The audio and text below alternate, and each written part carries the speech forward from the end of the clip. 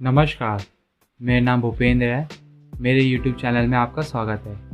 आज हम बात करेंगे कि अगर आपका SBI का ATM आपने अप्लाई किया था और वो आपके घर पर नहीं डिलीवर हुआ और 7 से 12 दिन बीत चुके हैं, तो अब आप क्या करें। तो इस बारे में आज मैं आपको बताऊंगा पूरी डिटेल में। वीडियो शुरू करने से पहले मैं आपको एक चीज़ बताना चाहूँगा कि मेरा ये YouTube चैनल डिजिटल बैंकिंग एक नया चैनल है। इस चैनल को ग्रो करने के लिए मेरे को सब्सक्राइबर्स की ज़रूरत पड़ेगी, तो आपसे रिक्वेस्ट है कि do subscribe to my channel. अगर आपको SBI बैंक रिलेटेड कोई भी आगे अपडेट चाहिए या कोई भी चीज़ में आपको ट्यूटोरियल चाहिए, तो वो चीज़ें मैं इस चैनल पे आपको डालता रहूँगा।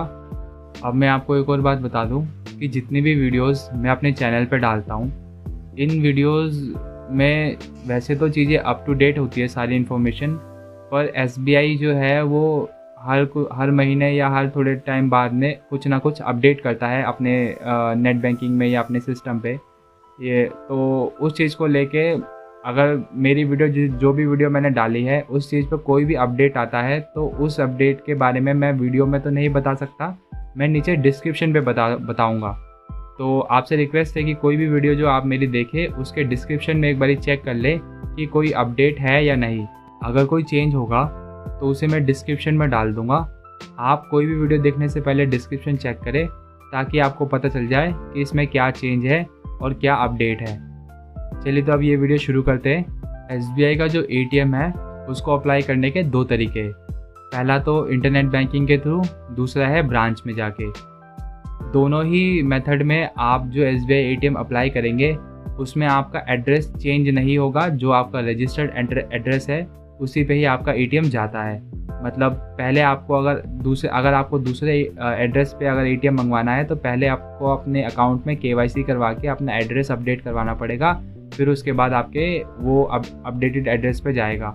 चेकबुक के केस में ऐसा नहीं होता है, चेकबुक आप किसी भी एड्रेस पे मंगवा सकते हैं। इसके बाद जब आप ATM अप्लाई कर देंगे किसी भी मेथड से, तो उसके बाद स्टैंडर्ड प्रोसीजर होता है जिसमें 7 से 12 दिन लगते हैं आपका ATM आपके घर पे डिलीवर होने में।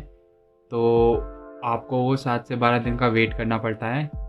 और उसके बाद अगर 7 से 12 दिन के बीच में आपका ATM नहीं आता है तो उसके बाद आपको होती है दिक्कत। वैसे तो मोस्ट ऑफ द केसेस में ATM सबके घर में डिलीवर हो जाता है, पर जिसके घर में डिलीवर नहीं होता तो उससे क्या होता है कि वो ATM उनके घर से वापस चले जाता है।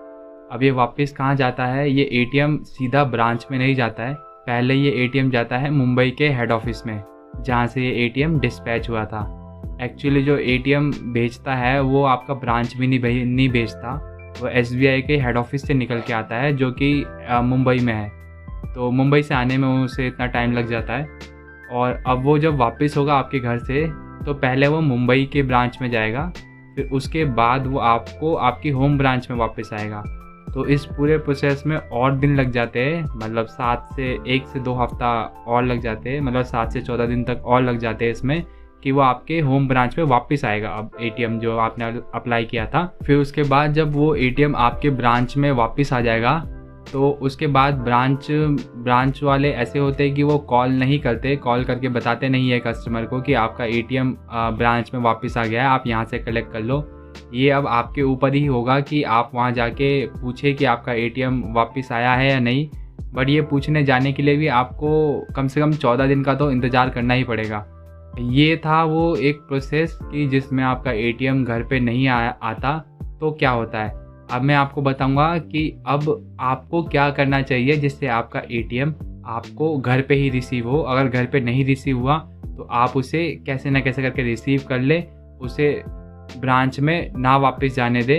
क्योंकि अगर ATM आपका ब्रांच में वापस गया तो कोई चांस नहीं है कि वो ब्रांच में कब वापस आएगा तो उसके ऊपर 118 रुपये और आपके चार्ज लगाएगा। बैंक जो होता है वो ये ATM रिटर्न चार्जेस लगाता है, चाहे ATM हो चाहे चेकबुक हो। अगर वो आपके घर पे नहीं आती तो उसमें आपके 118 रुपये बैंक चार्जेस लगाता है, फिर उसके बाद आपको इशू करता है। तो इस चीज़ से बचने के लिए मैं आपको बताता हूँ क्या करना है। सबसे पहली चीज़ तो ये कि जब आप अपना ATM अप्लाई करेंगे तो उसके करीब 5 दिन में या 7 दिन में एक कंसाइनमेंट नंबर आता है जिसे ट्रैकिंग ID बोलते हैं। ये जो ट्रैकिंग आईडी है, इससे आप अपने पोस्ट को ट्रैक कर सकते हैं। ये आपको अपने ब्रांच से मिलेगा, जिस भी ब्रांच से आपने एटीएम अप्लाई किया है वहाँ से मिलेगा। चाहे आपने ऑनलाइन अप्लाई किया है तब भी आपको ब्रांच ही से मिलेगा, ये और कहीं से नहीं मिलता है। तो आपको एक बार ये ब्रांच जाके विज़िट करना पड़ेगा। ब्रांच से इसे लेना बहुत ज़रूरी है। उससे क्या होता है कि आप अपना जो एटीएम है उसे ट्रैक कर सकते हैं। ट्रैक करने का क्या फ़ायदा है मैं आपको बताता हूँ। ये जो पोस्ट है ये आता है इंडिया पोस्ट की तरफ से, और आपको अगर ये ट्रैक करना है तो आपको इंडिया पोस्ट की वेबसाइट पे जाना होगा। मैं स्क्रीन पे आपको दिखाऊंगा कि कैसे कैसे ट्रैक करते हैं। आपको इंडिया पोस्ट की वेबसाइट पे जाना है और वहाँ पे जाके ट्रैक कंसाइनमेंट का ऑप्शन आता है, तो ये ट्रैक कंसाइनमेंट के ऑप्शन पे क्लिक करना है।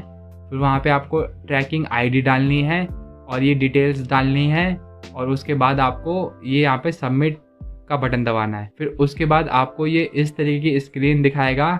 इसमें जो सबसे ऊपर की जो ये डिटेल आ रही है, आप इस डिटेल को देख के समझना कि ये आपका एग्जैक्टली कहाँ पर है।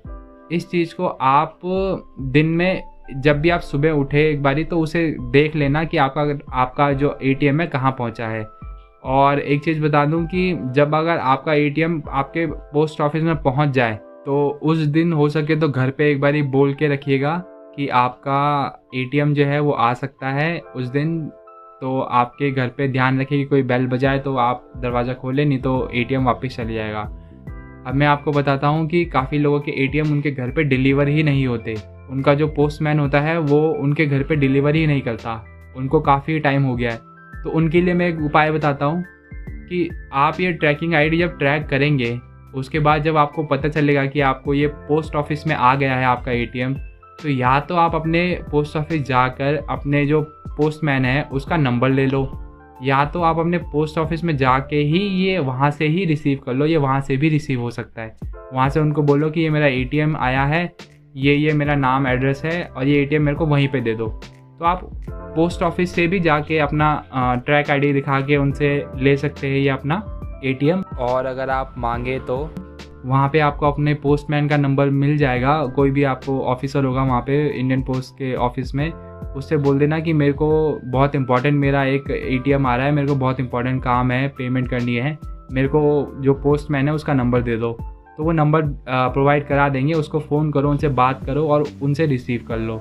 या तो एक ये ऑप्शन होता है, या दूसरा ऑप्शन ये होता है कि आप उनसे वहाँ इंडियन पोस्ट के ऑफिस से ही वो एटीएम कलेक्ट कर लो। अब ये चीज़ें मैंने आपको बता दी है, ये चीज़ को फॉलो करिए। अगर आपका एटीएम इससे पहले आपके एड्रेस पे परफेक्टली आया है विदाउट एनी ट्रबल, तो आपको कुछ नहीं करना है, सिंपली आपको तो एटीएम का वेट करना है। ये प्रोसेस उनके लिए है जिनका एटीएम या चेकबुक या कोई भी बैंक के डॉक्यूमेंट्स या कोई भी वो पोस्ट होता है वो नहीं आता है। तो क्या करे, कईयों का मैंने देखा है कंप्लेन में कि उनका एटीएम महीनों तक नहीं आता, 2-2 महीने 3-3 महीने हो गए उनका नहीं आता। वो एक्चुअली होता ये है, अगर आपका एटीएम आपको 7 से 12 दिन में नहीं मिला और उसके बाद कुछ दिन बाद में आपको एटीएम आपके ब्रांच में भी नहीं मिला, तो वो एटीएम अब आपको मिलेगा भी नहीं। क्यों? क्योंकि आपका जो पोस्टमैन होगा उसने एटीएम कहीं इधर उधर कर दिया होगा और वो आपको डिलीवर दिखा रहा होगा। तो एक ये केस हो सकता है। इस केस में क्या करो कि आप दूसरा एटीएम अप्लाई करो, आपको जो भी चाहिए तो आप दूसरा एटीएम अप्लाई करो और उसमें ये ट्रैकिंग आईडी वाला जो मैंने आपको बताया है ये चीज़ फॉलो करो। उस कंसाइनमेंट को ट्रैक करो। ट्रैक करने के बाद उसको देखो कैसे कैसे आ रहा है, कहाँ कहाँ आ रहा है, किस तारीख को कहाँ पहुँचा। जिस दिन आपके पोस्ट ऑफिस में पहुँचा तो उसको वहीं से ले लो।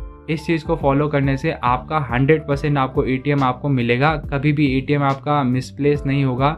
और ये एक नॉलेजेबल वीडियो है, जिस चीज़ की नॉलेज आपको होनी चाहिए। अगर आपका अकाउंट SBI में है या किसी भी ब्रांच में है या किसी भी बैंक में है, क्योंकि ये एक चीज़ है जो स्टैंडर्ड सब जगह फॉलो की जाती है।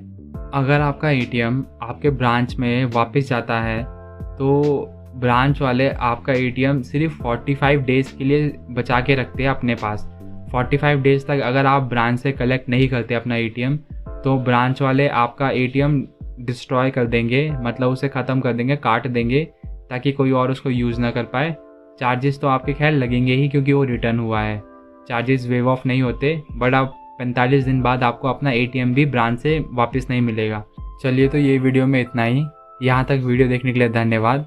अगर वीडियो पसंद आई तो वीडियो को लाइक करें, दोस्तों के साथ शेयर करें, चैनल को सब्सक्राइब तो ज़रूर ही करें। मैं मिलूँगा आपसे नेक्स्ट वीडियो में। धन्यवाद।